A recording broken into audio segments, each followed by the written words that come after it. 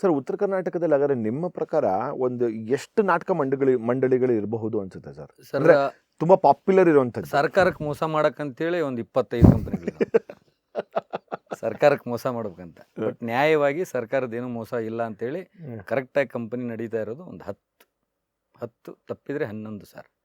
ಇನ್ನು 13-14 ಕಂಪನಿ ಏನು ಲಿಸ್ಟಲ್ಲಿ ಗೌರ್ಮೆಂಟ್ ಲಿಸ್ಟಲ್ಲಿ ಇದಾವಲ್ಲ, ಅವು ದುಡ್ಡು ತಗೊಳಕ್ಕೆ ಅನುದಾನ ತಗೊಳಕ್ಕೆ ಮಾತ್ರ ಅವು ಮೀಸಲಾಗಿರೋದು. ಇನ್ನು 10-11 ಕಂಪನಿ ಅವ್ರು ಕೊಡ್ಲಿ ಬಿಡ್ಲಿ, ಹೊಟ್ಟೆಪಾಡು ಅವ್ರದ್ದು ಅದೇ ಆಗಿರೋದ್ರಿಂದ, ನಮ್ಮದು ಅದೇ ಆಗಿರೋದ್ರಿಂದ ಸೊ ನಾಟಕ ಕಂಪನಿ ನಡೀತಾ ಇದಾವೆ. ಬಟ್ ಅನುದಾನ ಸಿಗುತ್ತೆ ಅಂತೀರಾ? ಪ್ರತಿ ವರ್ಷ ಸಿಗುತ್ತೆ ಸರ್. ಅದರಲ್ಲೂ A-B-C ಕ್ಯಾಟಗರಿ ಇದೆ. 10 ವರ್ಷ ಮೇಲ್ಪಟ್ಟದ್ದು, 25 ವರ್ಷ ಮೇಲ್ಪಟ್ಟದ್ದು, 50 ವರ್ಷ ಮೇಲ್ಪಟ್ಟದ್ದು ಕಂಪನಿಗಳಿಗೆ ಯಾವುದೇ ಸರ್ ಅನುದಾನದಲ್ಲಿ ಏನೇನು ಸಿಗುತ್ತೆ? ದುಡ್ಡೇ ಕೊಡ್ತಾರೆ ಸರ್. ಅದೇ A ಕ್ಯಾಟಗರಿಗೆ ಒಂದು 15 ಲಕ್ಷವರೆಗೂ ಕೊಡ್ತಾರೆ. ಸೂಪರ್. B ಕ್ಯಾಟಗರಿಗೆ 10 ಕೊಡ್ತಾರೆ.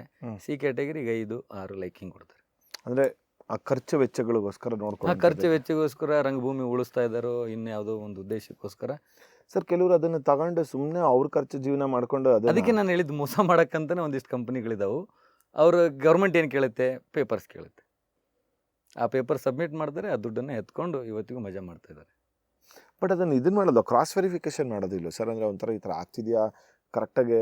ಅದು ಈಗ ನಾವೆಲ್ಲ ನಮ್ಮಂಥ ಯಂಗ್ಸ್ಟರ್ಸ್ಗಳು ಮಾಲೀಕರು ಏನು ಸೇರ್ಕೊಂಡಿದ್ದೀವಿ, ನಾವು ಕಷ್ಟಪಡ್ಬೇಕು. ಅದನ್ನ ಆದರೆ ಸರ್ಕಾರದ ಕೆಲಸ ಗೊತ್ತೇ ಇದೆ ನಿಮಗೆ. ಅವ್ರಿಗೆ ಏನು ಕೊಡ್ತಾರೋ ಅದು ಮುಂದಕ್ಕಿನ್ನ ಸಾಗ್ತಾ ಇರುತ್ತೆ. ಅದರಲ್ಲೇ ಒಂದು ಪರ್ಸೆಂಟೇಜ್ ಮಾತಾಡಿರ್ತಾರೆ ಅವರು.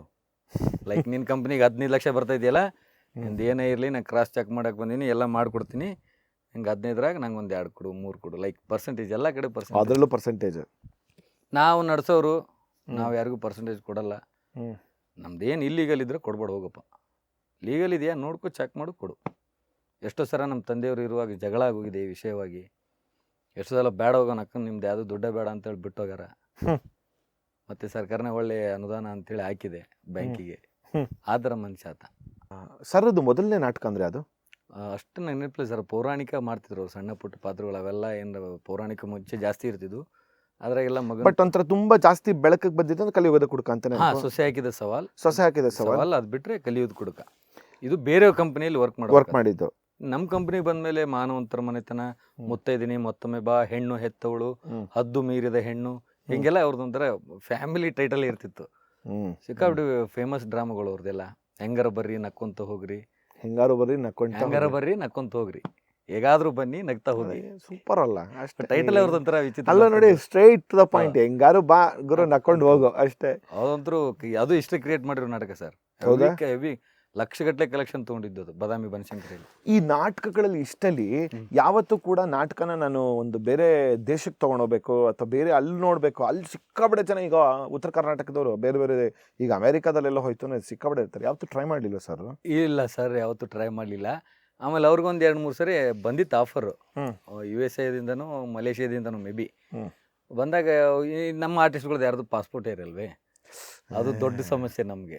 ಆ್ಯಕ್ಚುಲಿ ಅವ್ರು ಭಾಳ ನೀವು ಏನು ಕೇಳ್ರಿ ರಾಜು ಅವರ ಬಂದು ಮಾಡಿರಿ ಅಂತೇಳಿ ನಮಗೆಲ್ಲ ಹೋಗೋ ಬರೋ ವ್ಯವಸ್ಥೆ ಮಾಡ್ತೀವಿ ಅಂದರು. ಆದ್ರೆ ಸುಮಾರು ಜನ ನಮ್ಮ ತಂದೆಯವ್ರದ್ದೇ ಇರಲಿಲ್ಲ ಆಲ್ಮೋಸ್ಟ್ ಅಲ್ಲಿ ಪಾಸ್ಪೋರ್ಟು ಅವಾಗ. ಶಬಾಷ್. ಹಿಂಗಾಗಿ ಅದು ವರ್ಕೌಟ್ ಆಗಲಿಲ್ಲ. ಇವಾಗ ಆ್ಯಕ್ಚುಲಿ ನೀವು ಹೇಳಿದ ಪ್ರಕಾರ ನಾನು ಟ್ರೈ ಮಾಡ್ತಾಯಿದ್ದೀನಿ. ವಾವ್. ಎಲ್ಲರಿಗೂ ಎಲ್ಲೋ ಒಂದು ಕಡೆ ಅಲ್ಲಿ ಜನರಿಗೆ ನಾನು ಇಲ್ಲೇ ಟ್ರೈ ಮಾಡ್ತೀನಿ ಸರ್. ಬೆಂಗಳೂರಿಗೆ ನಮ್ಮ ನಾಟಕ ತೋರಿಸ್ಬೇಕು, ಉತ್ತರ ಕರ್ನಾಟಕ ನಾಟಕ ಹೆಂಗಿರ್ತೈತಿ ಅಂತ ಅವ್ರಿಗೆ ಗೊತ್ತಿಲ್ಲ. ಖಂಡಿತ ಚಲೋ ನಾಟಕ ಕೊಟ್ಟರು ಇಲ್ಲಿ ನೋಡ್ತಾರೆ ಸರ್. ಸರ್ ಬೆಂಗಳೂರಲ್ಲಿ ಅಂದರೆ ಎಷ್ಟೊಂದು ಅಂದರೆ ತುಂಬ ನಾಟಕಗಳು ಮಾಡಿರ್ತಾರತ್ತ? ಬೆಂಗಳೂರಲ್ಲಿ ಒಂದು ದಿನಾನೂ ಮಾಡಿಲ್ಲ ಸರ್. ಏನು ಹೇಳ್ತಾ ಇದ್ದೀರಾ? ಪ್ರಾಮಿಸ್. ಅವ್ರದ್ದು ಹಂಗೆ ಕನಸಾಗಿ ಉಳಿತು, ನಮ್ಮದು ಹಂಗೆ. ಇವತ್ತು ನಾವು ಎಷ್ಟೋ ಸಾರಿ ಟ್ರೈ ಮಾಡ್ತಾಯಿದ್ವಿ. ಅದು ಇಲ್ಲಿದೆ ಒಂದು ಗುಬ್ಬಿವರಣ್ಣ ರಂಗಮಂದಿರ. ಅಲ್ಲ, ಅಲ್ಲಿ ಒಂದು ರಂಗಶಂಕರದಲ್ಲಿ ಒಂದು ನಾಟಕ ಆಗಲಿಲ್ಲ? ಇಲ್ಲ ಸರ್, ರಂಗಶಂಕರ್ ಅವರು ನಮ್ಮ ವೃತ್ತಿ ರಂಗಭೂಮಿಯವ್ರಿಗೆ ಅವರು ಕೊಡಲ್ಲ. ಯಾಕೆ? ಅವ್ರದ್ದೇ ಆದದ್ದೊಂದು ಅವ್ರ ಟೀಮ್ ಇದೆ. ಅಲ್ಲ ಸರ್, ಬೇರೆ ಹೊರ ರಾಜ್ಯದಿಂದ ಕರೆಸಿ ನಾವು ಕೊಡ್ತಿರ್ಬೇಕಾದ್ರೆ ಕೊಡ್ತಿರಲ್ಲ, ಒನ್ ಡೇ ಕೊಡ್ತೀರಿ ನಂಗೆ. ನಂಗೆ ಒನ್ ಡೇ ಕೊಟ್ರೆ ನಂಗೆ ಏನು ವರ್ಕೌಟ್ ಆಗಲ್ಲ.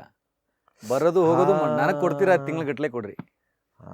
ನೀವೇನು ಹೇಳ್ತೀರಿ ಹೇಳಿ, ರೆಂಟು ತಿಂಗ್ಳುಗಟ್ಟಲೆ ಹಂಗಾಗಲ್ಲ ಸರ್. ನಮ್ಗೆ ಎಲ್ಲೆಲ್ಲಿದೋ ಬರ್ತಾರೆ. ಸೊ ಅದಕ್ಕಂತಾನೆ ಆಪ್ಷನ್ ಒಂದು ಗುಬ್ಬಿವರಣ್ಣ ರಂಗಮಂದಿರ ಇದೆ. ನಿಮ್ಗೆ ಬೇಕು ತಿಂಗ್ಳುಗಟ್ಟಲೆ ಬೇಕಲ್ಲ ಸರ್. ನಾವೆಲ್ಲ ಇದ್ರು ಒಂದಿನ ಮಾಡಿದ್ರೆ ನಮ್ಗೇನು ವರ್ಕೌಟ್ ಆಗಲ್ಲ. ಪಕ್ಕ ಕಮರ್ಷಿಯಲ್ಲು, ಎಲ್ರಿಗೂ ಮಂತ್ಲಿ ಪ್ಯಾಕೇಜಸ್, ಪೇಮೆಂಟು, ಅವ್ರ ಊಟ ವಸತಿ ಎಲ್ಲ ನೋಡ್ಕೊಂಡಿರ್ತೀವಿ. Proper mass cinema, daily producers. Correct. But ಯಾವತ್ತು ಒಂದ್ಸಲ ಅಟ್ಲೀಸ್ಟ್ ಒಂದು ದಿವಸಕ್ಕಾದ್ರೂ ನಾಟಕ ಟ್ರೈ ಮಾಡ್ಬೋದಾಗಿತ್ತು ಅಂತ, ಲೈಕ್ ಒಂದು ಬೆಂಗಳೂರು ಆಡಿಯನ್ಸ್ಗೆ ರಾಜು ಸರ್ ಒಂದು ನಾಟಕ ನೋಡ್ಬೇಕು ನಂಗೆ ಇದು ಕೇಳಿ ನಂಗೆ ಒಂಥರ ಭಾಳ ವಿಚಿತ್ರ ಅನಿಸ್ತಿದೆ. ಎಲ್ಲೂ ಮಾಡೇ ಇಲ್ಲ ಅವರು ವಿಶೇಷವಾಗಿ. ಹಿಂಗೆ ಗೆಸ್ಟಾಗಿ ಕರೆಸಿರ್ಬೋದು ಯಾವುದೋ ಕಾರ್ಯಕ್ರಮಕ್ಕೆ, ಬಿಟ್ರೆ ಡ್ರಾಮಾ ಮಾಡೇ ಇಲ್ಲ ಅವರು. ಇಲ್ಲಿ ಬೆಂಗಳೂರಲ್ಲಿ ಮನೇನೇ ಇರ್ಲಿಲ್ವಾ ರಾಜು ಸರ್? ಇಲ್ಲ ಸರ್, ಕೆಲಸ ಇದ್ದರೆ ಬರೋದು, ಹ್ಮ್ ಲಾಡ್ಜು, ಅವರೇ ಸಿನಿಮಾದವ್ರು ಕೊಡ್ತಿದ್ರು, ಹ್ಮ್ ಸಿನಿಮಾ ಮುಗಿತಾ ಸೀದಾ ಫಾರ್ಮ್ ಹೌಸ್. ಇವತ್ತಿಗೂ ಅವ್ರು ಮನೆ ಕಟ್ಕೊಂಡು ಎಲ್ಲಿ ಸಿಟಿಯಲ್ಲಿ ಇಲ್ಲ ಸರ್. ಫಾರ್ಮ್ ಹೌಸೇ ಅವ್ರಿಗೊಂಥರ ತೋಟ, ಹೊಲ, ಗದ್ದೆ, ಆಡು, ನಾಯಿ, ಮರಿ ಎಲ್ಲ ಇರ್ಬೇಕು ಅವ್ರಿಗೆ. ಬಿಜಾಪುರದಲ್ಲಿ. ಹಾಂ, ಅದೇ ಸಿಂದಗಿ. ನೀವು ಅಲ್ಲೇ ಇರಿದ್ರು? ನಾವು ಅಲ್ಲೇ ಸರ್. ಸರ್ರು ಇಬ್ರಿಬ್ರು ಮದುವೆ ಆಗಿದ್ದು ಹೇಗೆ ಅಂತ? How is that possible? ಅದು ಇಟ್ಸ್ ಪಾಸಿಬಲ್, ಅದೇನು ದೊಡ್ಡ ವಿಷಯ ಇಲ್ಲ. ಎಷ್ಟು ಸಲೀಸಾಗಿ ಸರ್, ನಮ್ಮ ಉತ್ತರ ಕರ್ನಾಟಕದಲ್ಲಿ ನಾವಿನ್ನ ಒಂದೇ ಆಗಿಲ್ಲ. ಅಲ್ಲ, ನಮ್ಮ ಉತ್ತರ ಕನ್ನಡದಲ್ಲಿ ಮಾಮೂಲಿ ಒಬ್ರು ಎರಡು ಮದುವೆ ಆಗೇ ಇರ್ತಾರೆ. ಅದರಲ್ಲಿ ಡ್ರಾಮಾ ಫೀಲ್ಡಲ್ಲಂತರೂ ಸರ್ವೇ ಸಾಮಾನ್ಯವಾಗಿ. ಹೌದಾ? ಇವಾಗೂ ಪ್ರೆಸೆಂಟ್ ಎಷ್ಟು ಮಾಲೀಕರದಾರೋ ಎಲ್ರಿಗೂ ಇಬ್ಬರು ವೈಫ್ ಇದ್ದಾರೆ. ಎಷ್ಟು ಜನ ಮಾಲೀಕರಿದ್ದಾರೆ, ಯಂಗ್ಸ್ಟರ್ ಆಗಲಿ ಅಥವಾ ಮುದುಕರಿರಲಿ, ಇಬ್ಬಿಬ್ರು ಎಲ್ಲ. ಸೊ ಅದು ಮೊದಲನೇ ಅವ್ರ ಒಪ್ಪಿಗೆ ತಗೊಂಡೆ ಇಬ್ಬರನ್ನ ಎರಡನೇ ಮದುವೆ? ಇಲ್ಲ ಸರ್, ಒಪ್ಪಿಗೆ ಕೊಟ್ಟರೆ ಎರಡನೇ ಮದುವೆ ಆಗಕ್ಕೆ ಚಾನ್ಸೇ ಇಲ್ಲ. ಯಾಕಂದ್ರೆ ಕೊಡೋದೇ ಇಲ್ಲಲ್ಲ ಅವ್ರು. ಮತ್ತೆ ಹೇಗೆ ವರ್ಕ್ ಆಗುತ್ತದು? ಅದು ಅವ್ರು ಹೆಂಗೆ ಅವ್ರು ಹಿಂದೆ ಕದ್ದು ಮುಚ್ಚಿ ವರ್ಕೌಟ್ ಮಾಡ್ಕೊಂಡಿದ್ದಾರೆ ಅಷ್ಟೇ. ಹೌದಾ? ಹಾಂ. ಆಮೇಲೆ ಇನ್ನೊಂದು ಏನು ಗುಡ್ ನ್ಯೂಸ್ ಅಂದರೆ, ಅವ್ರು ನಮ್ಮ ಚಿಕ್ಕಮ್ಮನೇ, ಮದುವೆ ಆದರೂ ಚಿಕ್ಕಮ್ಮನೇ, ಆಗದಿದ್ರು ಚಿಕ್ಕಮ್ಮನೇ. ಯಾಕಂದರೆ ನಮ್ಮ ದೊಡ್ಡಮ್ಮ ಅವ್ರ ತಂಗಿಯವರು, ನಮ್ಮ ಅಪ್ಪಾಜಿಯವ್ರ ಅಣ್ಣ ಇದ್ರು ದೊಡ್ಡಪ್ಪ. ಓಕೆ. ಅವ್ರ ವೈಫ್ ಅವರು ಸ್ವಂತ ತಂಗಿ. ಸೊ ಚಿಕ್ಕಮ್ಮನೇ ಅಲ್ಲ, ಮದುವೆ ಆದರೂ ಚಿಕ್ಕಮ್ಮ, ಆಗದಿದ್ರು ಚಿಕ್ಕಮ್ಮ, ಕೊನೆಗೂ ಚಿಕ್ಕಮ್ಮ ಹಾಗೆ ಉಳಿದ್ರು ಅವರು. ಬಟ್ ಅಫಿಷಿಯಲಿ ಮದುವೆ ಆದ್ರು? ಅಫಿಷಿಯಲಿ ಮದುವೆ ಆಗಿದ್ದಾರೆ. ಅವ್ರ ಹೆಸರು ಪ್ರೇಮ? ಅವ್ರ ಹೆಸರು ಅದಿಂಗೆ ದೊಡ್ಡಮ್ಮ ಚಿಕ್ಕಮ್ಮ ಇಬ್ಬರ ಹೆಸರು ಪ್ರೇಮ ಅಂತ? ಅದೇ ಕೋಇನ್ಸಿಡೆನ್ಸ್ ಸರ್. ಅವ್ರ ಅಪ್ಪ ಅವರವನು ಪ್ರೇಮ ಇಟ್ಟರೆ, ಇವರಪ್ಪ ಇವರವನು ಪ್ರೇಮ ಇಟ್ಟರೆ.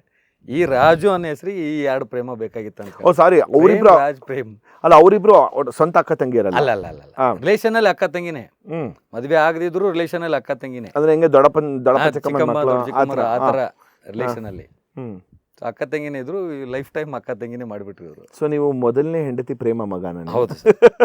ಅವ್ರಿಗೆ ಗಂಡು ಮಕ್ಳು ಇರೋದು. ಎರಡನೇ ಪ್ರೇಮ ಅವ್ರಿಗೆ ಗಂಡು ಮಕ್ಳು ಇಲ್ಲ. ಮೊದಲನೇ ಮದುವೆ ಆಗಿ ಎರಡನೇ ಮದುವೆಗೆ ಎಷ್ಟು ವರ್ಷದಲ್ಲಿ ಮದುವೆ ಆಗಿತ್ತ? ಐ ಥಿಂಕ್ ಒಂದು 10 years ಅವ್ರಿಗೆ ಗ್ಯಾಪ್ ಇರ್ಬೋದು ಸರ್. ಓ 10 years ಗ್ಯಾಪ್ ಇತ್ತು. ನಾವೆಲ್ಲ ಹುಟ್ಟಿದ್ರೆ? ಹುಟ್ಟಿ ಆಗಲೇ ಸ್ಕೂಲ್ ಹೋಗ್ತಾ ಇದ್ವಿ ನಾವು. ಒಂದನೇತು ನೆನಪಿತ್ತ ಎರಡನೇ ಮದುವೆ ಆದಾಗ? ಇಲ್ಲ ಸರ್, ಗೊತ್ತೇ ಇಲ್ಲ ಎಷ್ಟು ವರ್ಷ ನಮಗೆ. ಹಾ. ಆಮೇಲೆ ಯಾರು, ನಾವು ಹಾಸ್ಟೆಲಲ್ಲಿ ಇರೋದ್ರಿಂದ ಅವಾಗೆಲ್ಲ ಫೋನ್ಸ್ ಇಲ್ಲ, ಮೆಸೇಜ್ ಇಲ್ಲ, ಏನಿಲ್ಲ. ಸೊ ರಜೆಗೆ ಊರಿಗೆ ಹೋದಾಗೆ ಗೊತ್ತಾಗೋದು. ಎಷ್ಟೋ ಸಲ ಬೇರೆ ಊರಿಗೆ ಹೋಗ್ಬಿಟ್ಟಿದ್ವಿ, ನಾಟಕ ಕಂಪನಿ ಅವರಲ್ಲಿದೆ ಅಂದ್ಕೊಂಡು. ಯಾಕಂದ್ರೆ ಅಲ್ಲಿಂದ ಅವರು ತಿಂಗಳಗಟ್ಟಲೆ ಇದ್ದು ಹೋಗ್ಬಿಟ್ಟಿರ್ತಿದ್ರು. ನಾವು ಅಲ್ಲಿ ನಮ್ಮ ರಜೆ ಕೊಟ್ಟಾಗ ನಾವು ಅಲ್ಲಿ ಹೋಗ್ತಿದ್ವಿ. ಅಲ್ಲಿ ಕಂಪ್ನಿನೇ ಇರ್ತಿರ್ಲಿಲ್ಲ. ಮತ್ತೆ ಊರನವ್ರಿಗೆ ಎಲ್ಲೈತಾರೆ ಮುಂದೆ ಇಂಥವ್ರಿಗೂ ಯಾರು ಹೋಗಿ ಅನ್ಕೂಲ ಅಲ್ಲಿ ಹೋಗ್ಬೇಕು. ನಂಗೆ ನೀವು ಈ ಕಥೆ ಹೇಳ್ತಾ ಇದ್ರೆ ಎಕ್ಸಾಕ್ಟ್ ಪಂಚರಂಗಿ ಸಿನಿಮಾದಲ್ಲಿ ಅವ್ರು ಹೇಳ್ತಾರೆ ನೋಡಿ, ಈ ಸತೀಶ್ ಒಂದು ಎಪಿಸೋಡ್ ಅಲ್ಲಿ ಮದುವೆ ಆಗ್ತಿರ್ಬೇಕಾದ್ರೆ ಅವ್ರು ಒಂದು ಹೇಳ್ತಾರೆ, ಹೋಗ್ತಾ ಇರ್ಬೇಕು ಕಣ ಜೀವನ ಅನ್ನೋದು, ನೋಡು ನಿನ್ನ ಮಗನೇ ಬೆಸ್ಟ್, ಇದನ್ನ ನೋಡಿ ಆ ಮುಹೂರ್ತ ನೋಡಿ ಇಲ್ಲಿ ನೋಡಿ ಮಾಡ್ಕೊಳ್ಳೋದಕ್ಕೆ ಹೋದ ಮದುವೆ ಆದ ಬಂದ. He has lived his life like that. I think ನಿಜವಾದ ಮಾತುಗಳು ಬಂದಂಗಿದೆ ಅಲ್ಲಿ. ಒನ್ ಟೇಕ್ ಕೊಟ್ಟಿದ್ದಾರೆ ಸರ್. ಅದು ಫುಲ್ ಲೆಂತಿ ಶಾರ್ಟ್. ಅದು ಒನ್ ಟೇಕ್ ಸಖತ್ ಮಾಡ್ತಿದ್ರು ಸರ್. ಡ್ರಾಮಾ ಸಿನಿಮಾ ಬಟ್ರೆ ಅದಕ್ಕೆ ಇಷ್ಟಪಡ್ತಿದ್ರು ಅವ್ರನ್ನ. ಹಿಂಗೆ ಹೇಳಿದ್ಕೂಲಿ ಹಿಂಗೆ ತೋತಾನ ಮಗ ಅಂತೇಳಿ. ಸೊ ಈಗ ಪ್ರೇಮ ಅವ್ರದ್ದು ಮೊದಲನೇ ಇದಾದ್ಮೇಲೆ ಎರಡನೇದಕ್ಕೆ ನಿಮ್ದು 10 years ಗ್ಯಾಪ್ ಇರ್ಬೋದು ಮೇ ಬಿ. ಬಟ್ ನಿಮ್ಮಮ್ಮ ಹೇಗೆ ತಗೊಂಡ್ರದನ್ನ? ಅವ್ರಿಗೆ ಆ ಟೈಮಲ್ಲಿ ಕಷ್ಟ ಆಗಿದೆ ಸರ್. ಅವರು ಸಿಕ್ಕಾಪಟ್ಟೆ ಅದನ್ನು ಅರಗಿಸ್ಕೊಳಕ್ಕೆ ಏನೇನು ಕಷ್ಟ ಆಗಿದೆ ಅವ್ರಿಗೆ ಗೊತ್ತು. ಯಾಕಂದ್ರೆ ನಾವು ಇರಲಿಲ್ಲ. ಬಟ್ ಕೇಳಿರೋದ್ರಿಂದ ಅತ್ತೆ ಮಾವ ಚಿಕ್ಕಮ್ಮ ನಾವು ಕೇಳಿರೋದ್ರಿಂದ. ನೀವು ಒಬ್ಬರೇ ಮಗನ ಸರ್? ಇಲ್ಲ ಸರ್, ಇನ್ನೊಬ್ಬನಿದ್ದಾನೆ, ದಾವಲ್ ತಾಳಿಕೋಟೆ ಅಂತ. Same carbon copy. ಹೌದಾ? ಕಾರ್ಬನ್ ಕಾಪಿ ಸರ್ದು. Voice, height, personality, colour, hair style ಎಲ್ಲ ಕಾರ್ಬನ್ ಕಾಪಿ. ಶಬ್ಬಾಸ್. ಇವತ್ತಿಗೂ ನಾವು ನಾನು ಸಂಗೆ ಮಾಡ್ತೀವಿ. ಜೂನಿಯರ್ ರಾಜು ತಾಳಿಕೋಟಿ ಅವ್ರು ದಾವಲ್ ತಾಳಿಕೋಟೆ ಅದನ್ನು ಬರ್ರಿ ವಾಯ್ಸ್ ಗೀಸ್ ಮೊದಲು ಮಾಡಿ ಎಲ್ಲ ಸೇಮ್. ಕಾಮಿಡಿನೂ ಅಷ್ಟೇ ಚೆನ್ನಾಗಿ ಮಾಡ್ತಾನೆ ಅಪ್ಪಾಜಿ. ಅದು ಬಂದುಬಿಟ್ಟಿದೆ ಹೇಳಿ ಹೇಳಿ. By blood. ಇನ್ನೊಂದು ಗುಡ್ ನ್ಯೂಸ್, ಇವತ್ತು ರಂಗಭೂಮಿ ದಿನಾಚರಣೆ ನಾನು ಹೇಳಲೇಬೇಕು. ನಾವು ಯಾರೂ ಆ್ಯಕ್ಟ್ರ್ ಆಗಬಾರ್ದು ಅಂತ ನಮ್ಮ ತಂದೆ ಫಿಕ್ಸ್ಡು. ನಮಗೆ ಸಾಕು, ಮೇಲಿಂದ ಇವ್ರು ಡ್ರಾಮಾನು ಬೇಡ, ಯಾವುದು ಬೇಡ, ನಮ್ದೇನೈತಿ ನಮ್ಮದು ಜನ್ರೇಷನ್ಗೆ ಅಲ್ಲಿಗೆ ಬಿಡೋಣ ಅಂತೇಳಿ ನಮ್ಮನ್ನೆಲ್ಲ ಕಷ್ಟಪಟ್ಟು ಓದಿಸಿದ್ರು. ಒಂದಿನಾನು ಡ್ರಾಮಾ ನೋಡೋಕೆ ಬರಬಾರ್ದು ಅಂತ ಒಂದು ವೇಳೆ ರಜೆಗೆ ಬಂದರೆ ಮನೆಯೊಳಗೆ ಕೂಡ ಹಾಕಿ ಕೀಲಿ ಹಾಕಿ ತಾವು ಡ್ಯೂಟಿಗೆ ಹೋಗ್ತಿದ್ರು. ನಿಮ್ಗೆ ಡ್ರಾಮಾ ತೋರಿಸ್ತಾನೂ ಇರಲಿಲ್ಲ? ಅಯ್ಯೋ, ಇದೆಂಥ ವಿಚಿತ್ರ. ಇದು ಯಾವಾಗ ನಾವು ಎಜುಕೇಷನ್ ಸ್ಟಾರ್ಟ್ ಮಾಡಿದ್ವಿ ಅವಾಗ. ಅಲ್ಲಿವರೆಗೂ ಅಲ್ಲೇ ಬಿದ್ದೀವಿ, ಅಲ್ಲೇ ಉಂಡಿವಿ, ಅಲ್ಲೇ ತೊಟ್ಲ ಕಟ್ಟರೆ ಎಲ್ಲ ಓಕೆ. ಅದು ಯಾವಾಗ ಅದರಿಂದ ಸ್ವಲ್ಪ ಕಷ್ಟ ಇದೆ ಅಂದರೆ ಎಜುಕೇಷನ್ ಆಗಿರ್ಬೋದು. 6 ತಿಂಗಳು ಎಲ್ಲೆಲ್ಲೋ ಬಿಟ್ಟು ಹೋಗ್ತೀವಿ ಮನೆ, ಅದಕ್ಕೆ ಬೇಡ ಅಂತ ಒಳ್ಳೆ ಎಜುಕೇಷನ್ ಮಾಡಿಸಿರೋದು ಅನಿವಾರ್ಯ ಹೆಂಗೋ ಆಗಿ ಮತ್ತೆ ನಾವು ಅಲ್ಲಿಗೆ ಬಂದ್ವಿ. ಅಲ್ಲಿಗೆ ಬಂದಾಗ ಹಿಂಗೆ ಅವ್ರ ರಿಯಾಕ್ಷನ್ ಹೆಂಗಿತ್ತು? ಅವ್ರ ರಿಯಾಕ್ಷನ್ ಸರ್ ಅವ್ರದ್ದು ಬೇಡವಾಗಿತ್ತು ರಿಯಾಕ್ಷನ್ ಕೊನೆವರೆಗೂ ಬೇಡವಾಗಿತ್ತು.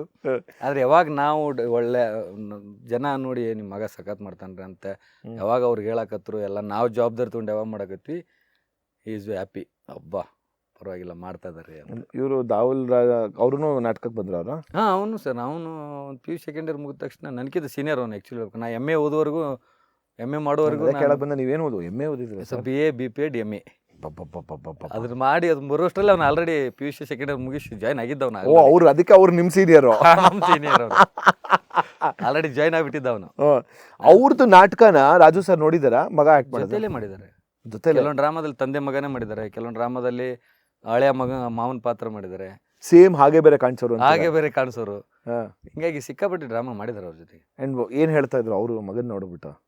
ಅವ್ರಿಗೆ ಯಾವಾಗಲೂ ಮಕ್ಕಳು ಸ್ವಲ್ಪ ಕಮ್ಮಿನೇ ಇಲ್ಲ, ಯಾವಾಗ ಹಿಡಿಸ್ತಿರ್ಲಿಲ್ಲ ಅವ್ರಿಗೆ, ಮಾಡೋದೇ ಹಿಡಿಸ್ತಿರ್ಲಿಲ್ಲ. ಆದ್ಮೇಲೆ ಎಷ್ಟೇ ಚಲೋ ಮಾಡಿದ್ರಿ ನೀವೇನು ಮಾಡ್ತೀರಿ ಹೋಗ್ಲಿ ಅನ್ನೋರು.